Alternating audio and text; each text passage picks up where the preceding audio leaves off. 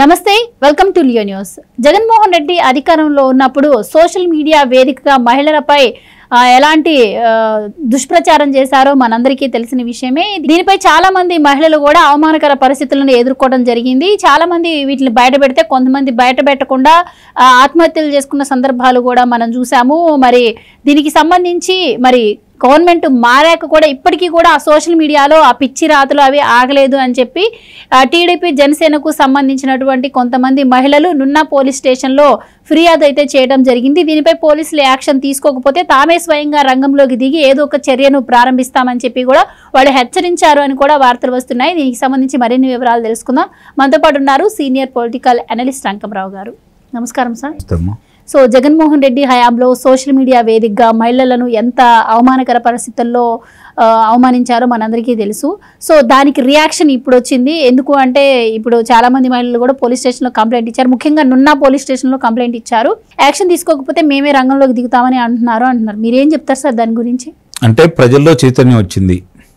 ముఖ్యంగా మహిళా లోకం ఎదురు చూస్తూ ఉంది. వాళ్ళని అంటే బాగా పార్టీలు పనిచేసే కొంతమంది మహిళలను ఎన్నుకొని వాళ్ళ మీద వివిధ రకాలుగా సోషల్ మీడియాలో కావచ్చు, లేకపోతే ప్రసార మాధ్యమాల్లో కావచ్చు, ఇడిగా వారి దగ్గర ఉన్నటువంటి వాళ్ళ నెంబర్లు తీసుకొని వాళ్ళకు ఫోన్లు చేసి ఇబ్బందులు పెట్టిన విధానం చాలా మానసికంగా చాలా ఇబ్బంది పడ్డారు. ఇప్పుడు అధికార మార్పిడి జరిగింది.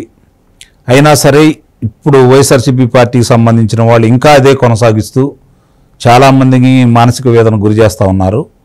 వాళ్ళ సహనం కూడా చచ్చిపోయి ఈరోజు వాళ్ళు న్యాయస్థానాల కోసం అని చెప్పని ముందుగా వాళ్ళ శిక్షలు వేయాలని చెప్పని ముందుగా ఠాణాలకు వెళ్ళి వాళ్ళ యొక్క ఫిర్యాదులు ఇవ్వడం కూడా జరుగుతూ ఉంది. ఈ సందర్భంగా గుర్తుంచుకోవాల్సింది ఏంటంటే నాకున్న సమాచారం ప్రకారం ఒక మాజీ మంత్రి గారు కొంతమంది యొక్క అంటే రహదారికి అడ్డంగా ఆయన కొంతమంది భూములు ఆక్రమించుకొని రాళ్ళు పాతి ఆ రహదారి నుంచి వెళ్లకుండా అడ్డుపడి చాలా ఇబ్బంది పెట్టాడు ఒక ప్రాంతంలో, వాళ్ళ సొంత ప్రాంతంలో.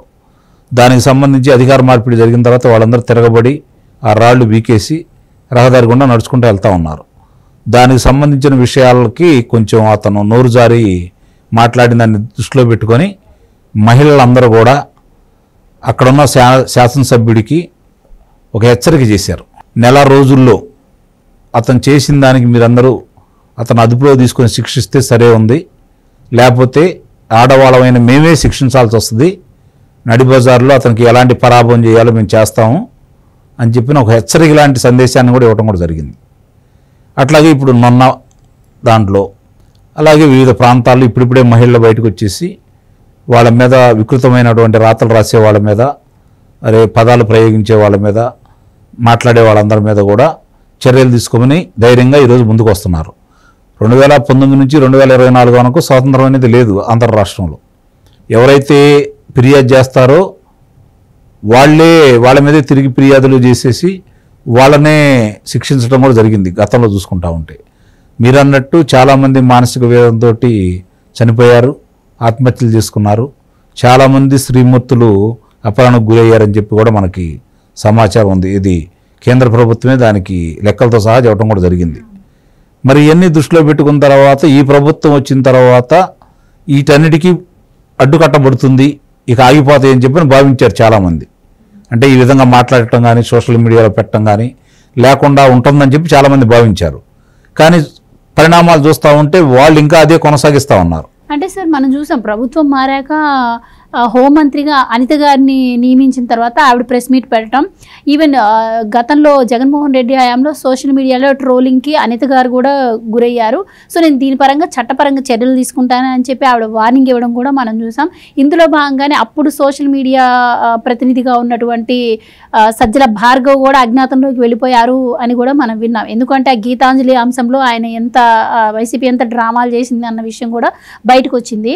సో ఆ రకంగా చర్యలు ఇంకా జరగట్లేదంటారా? కొంచెం టైం పట్టే అవకాశం ఉంటుంది. ఇప్పుడే ఫిర్యాదులు అందుతున్నాయి వాళ్ళకి, దాని మీద చర్యలు ఉపక్రమించారు వాళ్ళు. కాబట్టి వీళ్ళందరూ కూడా మీరు అన్నట్టు సజ్జల భార్గవ్ కావచ్చు, వీళ్ళందరూ అజ్ఞాతంలోకి వెళ్ళిపోయారు. ఇప్పుడు కాకపోతే ఏంటంటే ఆ మానసిక వేద అనుభవించిన వాళ్ళకి సత్వరం న్యాయం కావాలని కోరుకుంటున్నారు.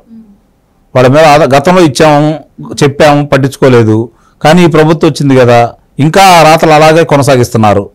అవి కనుక అలా చేయకుండా ఉంటే వాళ్ళ గురించి మర్చిపోయేవాళ్ళేమో, వీళ్ళు ప్రభుత్వం వచ్చింది కదా అని చెప్పని మర్చిపోయి ఉండేవాళ్ళేమో.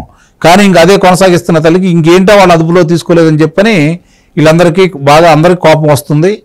దానికి మీరు అన్నట్టు హోంశాఖ మంత్రి గారు స్పష్టంగానే చెప్పడం కూడా జరిగింది. తగు చర్యలే మొదలవుతున్నాయి. అది అంటే ఎవరికన్నా కానీ ఒకళ్ళిద్దరు శిక్షలు పెడితే తప్ప వీళ్ళకి మనశ్శాంతి ఉండదు.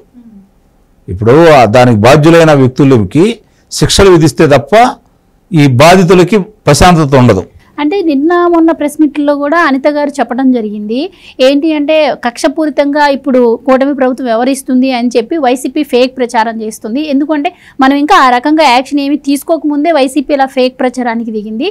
సో మనం కొంచెం సంయమనం పాటించి దాన్ని తిప్పికొట్టే విధంగా మనం కొంచెం సంయమనం పాటించి చట్టపరంగా తీసుకుందామని చెప్పి కూడా ఇటు చంద్రబాబు గారు అలాగే చెప్తున్నారు, అలాగే అనిత గారు అలానే చెప్తున్నారు. సో మీరు అన్నట్టు కార్యకర్తలు కావచ్చు, అలాగే ఇలా ఆడవాళ్ళు ఎవరైతే ఉన్నారో సోషల్ మీడియా ట్రోలింగ్కి గురైన బాధితులు ఎవరైతే వాళ్ళు కూడా కొంచెం సంయమనం పాటించాల్సిన అవసరం ఉందంటారా?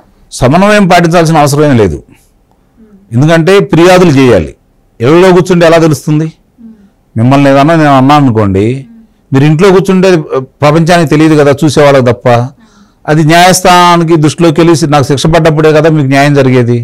కాబట్టి మీకు జరిగిన అన్యాయం వచ్చేసి ధైర్యంగా చెప్పగలగాల. ఆ చెప్పిన వాళ్ళ మీద చర్యలు తీసుకోకపోతే అప్పుడు బాధపడాల.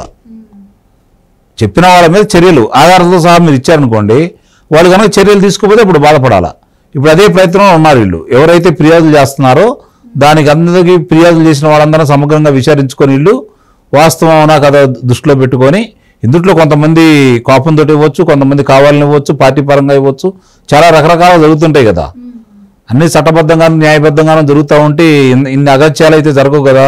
అనుకూలంగా మలుచుకుంటూ ఉంటారు కాబట్టి, అవకాశాన్ని తీసుకుంటారు కాబట్టి, ఆ అవకాశం వాళ్ళకి ఇవ్వకుండా ఇప్పుడు అంతేగాదు అన్నట్టు దాన్ని వాళ్ళు కావాలని ఈ ప్రభుత్వం వచ్చింది కాబట్టి కక్షపూరితంగా వాళ్ళ మీద ఏదో చేస్తున్నారనే అపవాదు రాకుండా ఉండటం కోసం వాళ్ళన్నీ కూడా సమగ్రంగా విచారించి ఆధారాలతోటే చర్యలు తీసుకోవాలని చూస్తున్నారు.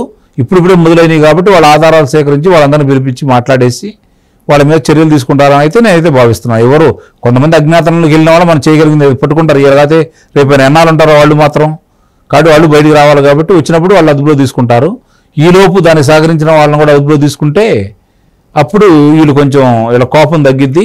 ఇంకొంచెం మంది ఆ బాధితులు ఫిర్యాదు చేయడానికి ముందుకు వస్తారని అయితే నేను భావిస్తున్నాను.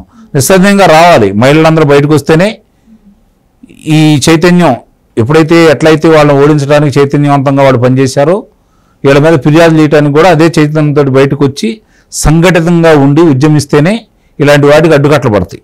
Right sir, thank you so much.